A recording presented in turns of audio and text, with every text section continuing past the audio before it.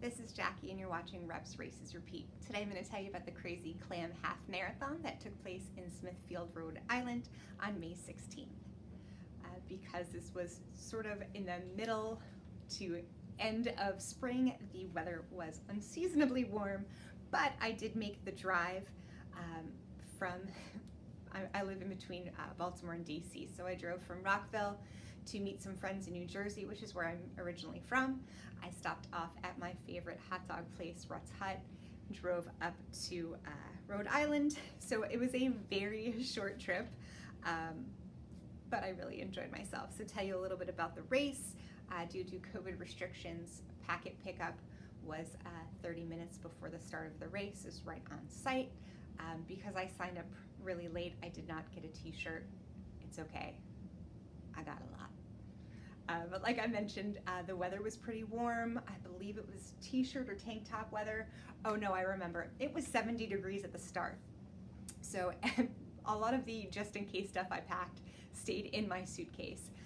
Thankfully, I was hydrated and there were lots of water stops along the way. And the route was fairly shaded, which was nice. The course is advertised as a slight incline for the first 2 miles, and that the last 2 miles are thankfully downhill. I put air quotes in that because the uphill part was just such a gradual incline for the first 2 miles that it felt like a struggle, but when you were looking, it didn't actually look like you were running uphill. And then there were a little bit of rolls in the middle, and then in the last 2 miles, because it was a down and back course, you don't actually feel like you're running downhill, but it does feel a bit easier. Lots of water stops along the way, which was very helpful.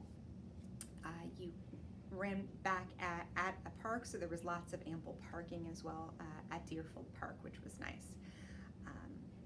Oh, the race started at 8. Okay, so I was gonna say at 7 a.m. when I arrived there, it was already 70 degrees. So by 8 o'clock, temperatures had increased a little bit, and by the end of the race, it was darn hot.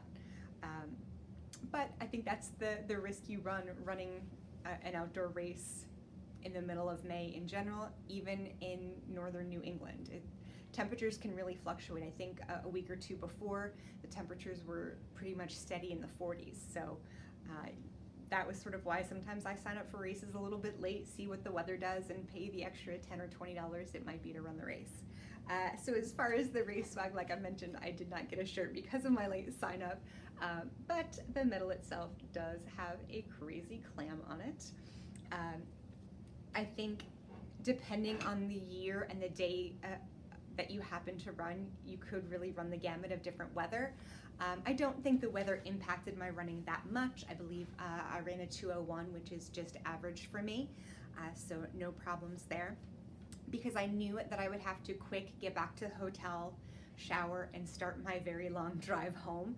I didn't stick around too long. I did stop for my celebratory donut at a place called Glaze and Days, which was in Johnston, not too far from the race site, but on my way back to the hotel. I was able to quick shower up, and because I knew that I had to drive home, I really didn't get a chance to stop at too many places. The night before the race, I normally go to or order from Olive Garden, but I didn't. I did stop at the Providence Place Mall, which is a mall that I had stopped at many years ago when I was a touring concert photographer. So I knew that I would find a restaurant there. I believe I stopped at a Pizza Uno's and ordered some pasta and chicken because I knew, again, that wasn't going to upset my stomach the night before a race, and I didn't incur any issues.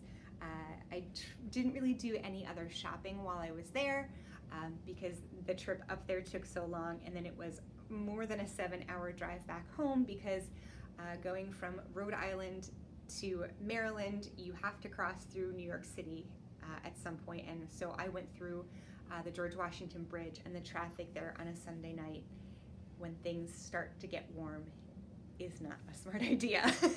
But that is not the race's fault. That is my lack of planning. So if you are looking to check off Rhode Island, I do recommend the Crazy Clam Half Marathon. Check those weather reports and make sure that you pack your hydrating vest if that's something that you need. But check it out if you're looking to cross off Rhode Island.